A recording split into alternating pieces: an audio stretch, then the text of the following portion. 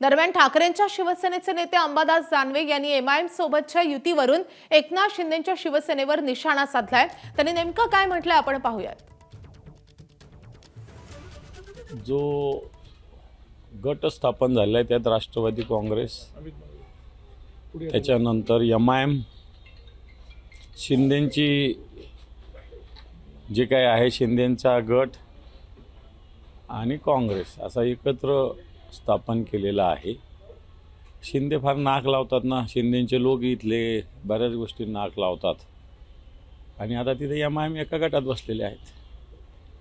बघा आता तुम्हाला एमआयएम चालतो, आम्हाला फार एखादा आमच्याकडे मुसलमान आला तर फार त्याला काय काय वाकटं लावतात। तुम्ही तो प्रत्यक्षात एमआयएमशी एक गट स्थापन केलेला आहे परळीमध्ये। एबीपी माझा, उघडा डोळे बघा नीट।